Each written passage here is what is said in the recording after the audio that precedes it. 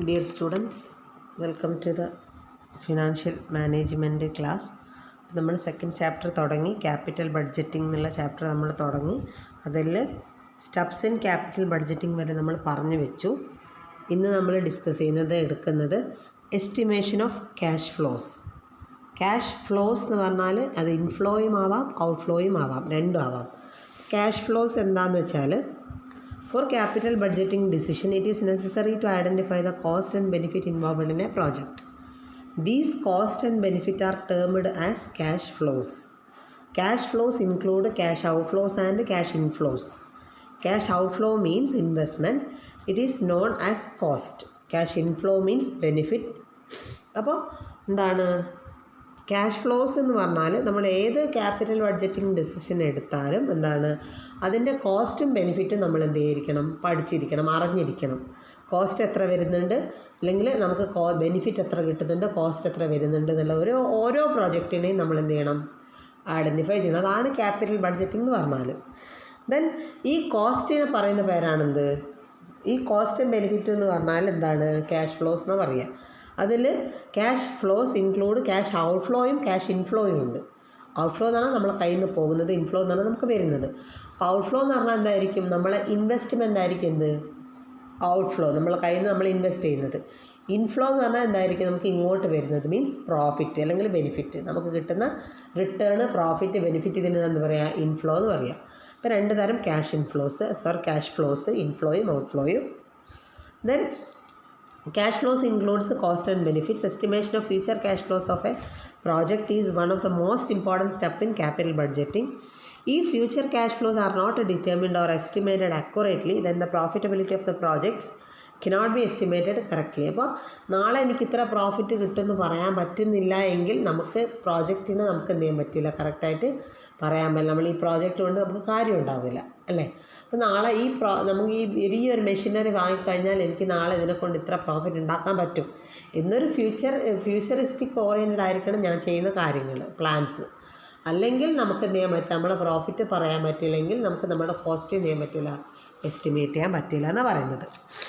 ഇനി consideration in determining cash flows. നമ്മൾ cash flows determine ചെയ്യുമ്പോൾ എന്തൊക്കെ കാര്യങ്ങൾ കൺസിഡർ ചെയ്യണം എന്നുള്ളതാണ് അതിൽ പറയുന്നത്. First one, cash flows or accounting profit. Cash flows അല്ലെങ്കിൽ അക്കൗണ്ടിങ് പ്രോഫിറ്റ് നോക്കണം. Cash flows takes into account like non cash expense like depreciation while estimating future benefit, but accounting profit does not take into account non-cash expenses. Cash flows in the sum of accounting profit and depreciation. അപ്പോൾ നമ്മൾ cash flow എന്ന് പറയുമ്പോൾ എന്തൊക്കെ നോക്കണം എന്നാണ് പറഞ്ഞത്, cash expense നോക്കണം, non cash expense നോക്കണം. ഇപ്പോൾ ഡിപ്രീസിയേഷൻ എന്ന് പറയുന്ന ഒരു സാധനം എന്താണത് ശരിക്ക്? ഡിപ്രീസിയേഷൻ എന്ന് പറഞ്ഞാൽ നമ്മളൊരു ഒരു പ്രോഡക്റ്റ് അല്ലെങ്കിൽ ഒരു മെഷീനറി യൂസ് ചെയ്യുന്നതിനനുസരിച്ച് അതിൽ വരുന്ന എന്താണ്, തേയ്മാനം. അത് കുറേ കാലം കഴിയുമ്പോൾ അതെന്ത് ചെയ്യും, ഒഴിവാക്കണം എന്ന് പറയും. അതല്ലേ കുറഞ്ഞു പോകുന്നു എന്നുള്ളതാണ് ഇത് ഡിപ്രീസിയേഷൻ എന്ന് പറഞ്ഞാൽ. അപ്പോൾ ഇത് നമ്മൾ എന്തിനാണ് കാണിക്കുന്നത്, നമുക്ക് എപ്പോഴും നമ്മൾ എന്താ ഒരു ടാക്സ് കുറയ്ക്കാൻ വേണ്ടി കാണിക്കുന്ന ഒരു ഐറ്റമാണ്. പക്ഷേ നമ്മളിവിടെ ക്യാഷ് ഇൻഫ്ലോ ഡിറ്റർമിൻ ചെയ്യുമ്പോൾ നമ്മൾ ആരും കൂടെ നോക്കണം, ഡിപ്രീസിയേഷനും കൂടെ നമ്മൾ കൺസിഡർ ചെയ്യണം എന്നാണ് പറയുന്നത്. ദെൻ ഇൻക്രിമെൻ്റൽ ക്യാഷ് ഫ്ലോസ് നോക്കുക.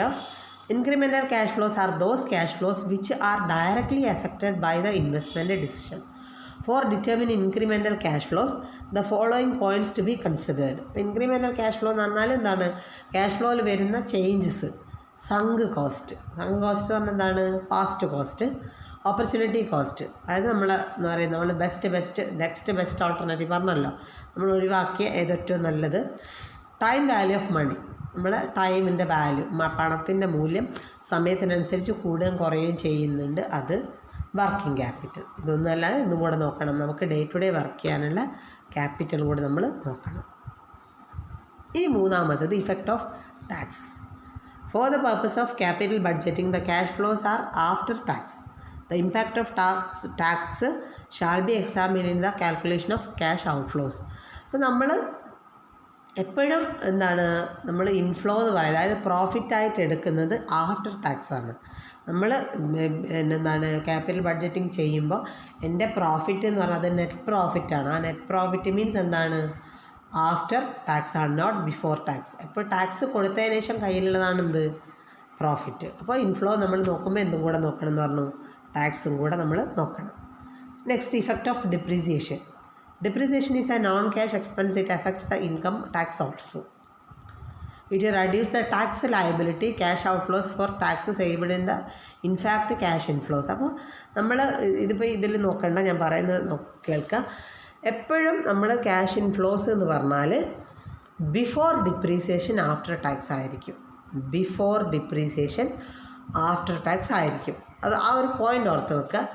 ഇപ്പം നമ്മളൊരു പ്രോഫിറ്റ്, എനിക്ക് 10,000 റുപ്പീസ് പ്രോഫിറ്റ് ഉണ്ട്. അപ്പോൾ ഞാനിപ്പോൾ ടാക്സ് കൊടുക്കാൻ പോകുമ്പോൾ ഈ 10,000 റുപ്പീസിന് ഞാൻ ടാക്സ് കൊടുക്കണം, 10% കൊടുക്കണം, 1,000 റുപ്പീസ് കൊടുക്കണം എന്ന് വിചാരിക്കുക. അപ്പോൾ ഞാൻ എന്ത് ചെയ്യുന്നത്, അത്രയും പ്രോഫിറ്റ് എൻ്റെ കയ്യിൽ നിന്ന് പോയി. അത് ഒഴിവാക്കാൻ വേണ്ടി ഞാൻ എന്ത് ചെയ്യും, ഡിപ്രീസിയേഷൻ പറഞ്ഞൊരു എക്സ്പെൻസ് എനിക്കുണ്ട് എന്ന് പറഞ്ഞ് കാൽക്കുലേറ്റ് ചെയ്യും. അപ്പോൾ ഡിപ്രീസിയേഷൻ കുറയ്ക്കണം. എന്നിട്ട് എന്ത് കൊടുത്താൽ മതി, ടാക്സ് കൊടുത്താൽ മതി. അപ്പോൾ ഒരു 2,000 രൂപ ഡിപ്രീസിയേഷൻ കുറയ്ക്കും. അപ്പോൾ എനിക്ക് കിട്ടിയ പ്രോഫിറ്റ് എന്ന് പറയുമ്പോൾ എന്തായി മാറി, 10,000 എത്രയായി മാറി, 8,000 മാറി. അപ്പോൾ ആ ഡിപ്രീസിയേഷൻ കുറച്ചുകൊണ്ട് എനിക്ക് 8,000 ആയി. ആ 8,000-ൻ്റെ 10% മാത്രം ഞാൻ എന്ത് ചെയ്താൽ മതി, ടാക്സ് കൊടുത്താൽ മതി അല്ലേ. അപ്പോൾ 800 രൂപ ഞാൻ ടാക്സ് കൊടുത്തു. 1000 രൂപ കൊടുക്കേണ്ട സ്ഥാനത്ത് 200 രൂപ ഞാൻ അവിടെ ലാഭിച്ചു. എത്ര കൊടുത്തു, 800 രൂപ കൊടുത്തു.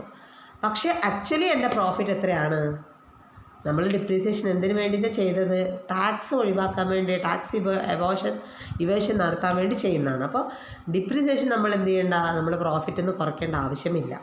അപ്പോൾ ടാക്സ് കൊടുത്തതിന് ശേഷം നമ്മൾ വീണ്ടും ഡിപ്രീസിയേഷൻ എന്ത് ചെയ്യുക, ഇങ്ങോട്ടേക്ക് ആഡ് ചെയ്യുക. അപ്പോൾ 2,000 നമ്മൾ നേരത്തെ കുറച്ചതിനെ വീണ്ടും എന്ത് ചെയ്യാണ്, 2,000 നമ്മൾ ഇങ്ങോട്ടേക്ക് ആഡ് ചെയ്തെടുക്കുക. അതാണ് ബിഫോർ ഡിപ്രീസിയേഷൻ ആഫ്റ്റർ ടാക്സ് എന്ന് പറഞ്ഞാൽ. അപ്പോൾ ടാക്സ് കൊടുക്കണമെങ്കിൽ, ഇപ്പോൾ ആഫ്റ്റർ ടാക്സ് ആക്കണമെങ്കിൽ ആദ്യം എന്താക്കണം, ആഫ്റ്റർ ഡിപ്രീസിയേഷൻ ആക്കണം. ആഫ്റ്റർ ഡിപ്രീസിയേഷൻ ആക്കി ആഫ്റ്റർ ടാക്സ് ആക്കി വീണ്ടും അതിനെന്ത് ചെയ്യുക, ബിഫോർ ഡിപ്രീസിയേഷൻ ആക്കുക. ആ പ്രോഫിറ്റാണ് നമുക്ക് വേണ്ടത്. അപ്പോൾ ഇത് പ്രോബ്ലം ചെയ്യുമ്പോൾ മനസ്സിലാവും ബിഫോർ ഡിപ്രീസിയേഷൻ ആഫ്റ്റർ ടാക്സ് എങ്ങനെയാണ് ചെയ്യുക എന്നുള്ളത്. ഇനി 5ാമത്തേത്, proceeds from sale of assets.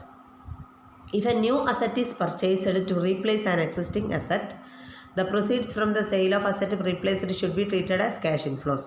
നമ്മൾ ഒരു അസറ്റിന് പകരം പുതിയത് വെക്കുകയാണെന്ന് വിചാരിക്കുക, ഒരു മെഷീനറിക്ക് പകരം പുതിയത് വെക്കുകയാണെങ്കിൽ ആ പഴയത് വിൽക്കുമ്പോൾ കിട്ടുന്നത് നമ്മൾ എന്തായിട്ട് കാണണം, നമ്മളെ ക്യാഷ് ഇൻഫ്ലോ ആയിട്ട് കാണണം, നമ്മളെ പ്രോഫിറ്റായിട്ട് കാണണം. മനസ്സിലായോ? ഇപ്പോൾ ഒരു മെഷീനറി ഒഴിവാക്കിയിട്ട് പുതിയത് വെക്കുകയാണെങ്കിൽ ആ ഒഴിവാക്കിയതിന് നമുക്ക് എന്തോ ചില്ലറ പൈസ കിട്ടുമല്ലോ, ആ കിട്ടുന്നതിനെ നമ്മൾ എന്തായിട്ട് ട്രീറ്റ് ചെയ്യണം, ക്യാഷ് ഇൻഫ്ലോൻ്റെ കൂടെ ആഡ് ചെയ്യണമെന്നാണ് പറയുന്നത്, പ്രോഫിറ്റിൻ്റെ കൂടെ ആഡ് ചെയ്യണമെന്നാണ് പറയുന്നത്. Next, effect of over head cost and other indirect expenses. അതായത് അത് ഇൻഡയറക്റ്റ് എന്ന് പറഞ്ഞാൽ അറിയാൻ നിങ്ങൾക്ക് എന്താണ്, നമ്മൾ കാണാത്ത കുറേ എക്സ്പെൻസസ് ഇൻഡയറക്റ്റായിട്ട് നമുക്ക് ഒരുപാട് എക്സ്പെൻസ്, നമ്മൾ ബ്രോക്കറേജ് കൊടുത്തിട്ടുണ്ടാവാം, അതൊന്നും ഇതിൻ്റെ കൂടെ ആഡ് ചെയ്യുന്നതല്ല അല്ലേ.